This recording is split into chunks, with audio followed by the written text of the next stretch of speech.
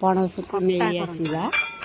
ନେଇ ଆସିକି ପଣସକୁ ତେଲ ମାରିଦେବା, ହାତ ମାରିଦେଇକି ଗଡ଼ ଗଡ଼ କରିକି କାଟି ପକେଇବା। କାଟିକି ତା ଅନ୍ତି ମଝିରୁ ଛଡ଼େଇ ଦେବା। ଛଡ଼େଇ ଦେଇକି ତାକୁ ଆଳୁକୁ କଚ କଚ କଚ କଚ କଚ କଚ କରିକି କାଟି ପକେଇବା। ତାପରେ ଆସିଲା ଅଦା ପାଳି। ଅଦାକୁ କଡ଼କଡ଼ କଡ଼କଡ଼ କଡ଼କଡ଼ କରିକି ତାକୁ କାଟି ପକେଇବା।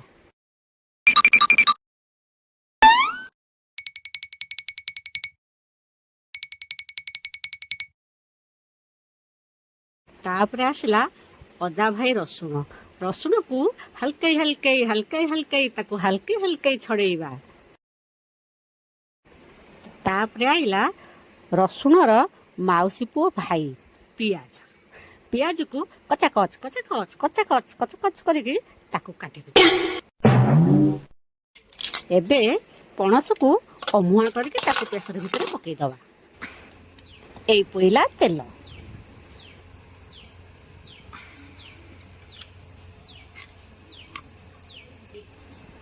ଇଏ ହଉଛି ତିନି ଭାଇଙ୍କର ମିଶ୍ରଣ, ଅଦା ପିଆଜ ରସୁଣ।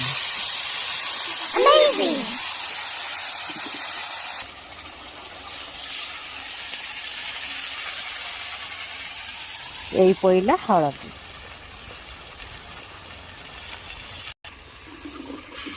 ତାକୁ ଟିକେ ଗୋଳେଇ ଗୋଳେଇ ଗୋଳେଇ ଗୋଳେଇ ଫେଣ୍ଟି ଦେବା। ଏଇ ଗଲା ଲୁଣ, ଚିହ୍ନେଇବ ସମସ୍ତଙ୍କ ଗୁଣ। ଏଇ ଗଲା ଲଙ୍କାଗୁଣ୍ଡ, ରାଗରେ ବିନ୍ଧେଇବ ସମସ୍ତଙ୍କ ମୁଣ୍ଡ।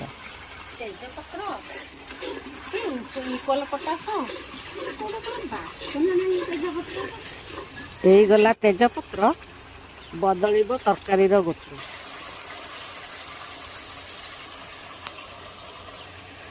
ଏଇ ଗଲା ଦେଶୀ ଟମାଟୋ, ତରକାରୀ ହବ ଚଟାପଟ।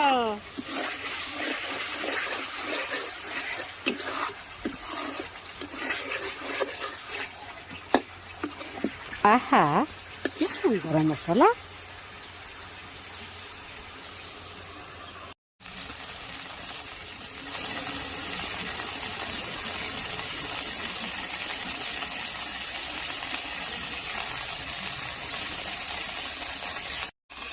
এইଗଲା ସିକ୍ରେଟ ମସଲା ଗୁଣ୍ଡ। ଖାଇସାରିଲା ପରେ ଅଧଘଣ୍ଟାଏ ପରେ ଖେଳେଇବ ମୁଣ୍ଡ।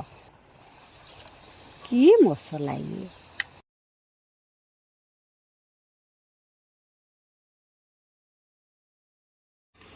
ମସଲାକୁ ଟିକେ କଷି କଷି କଷି କଷି କଷଟି ପଥରରେ କଷି ଦବା।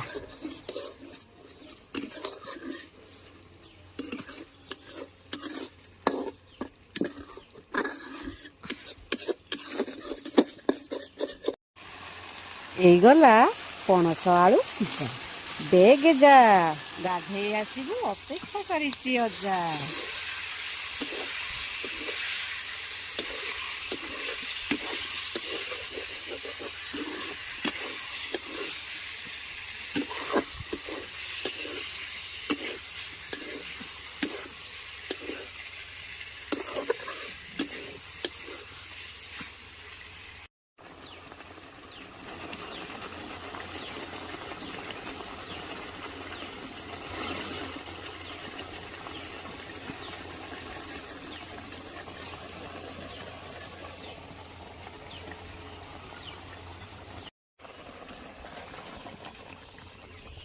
ଏଇ ସରିଗଲା ପଣସ ତରକାରୀ, ଖାଇବ କିଏ ଆସ। ଯଦି ନ ଆସ କେହି, ଏକା ଯିବି ଖାଇ।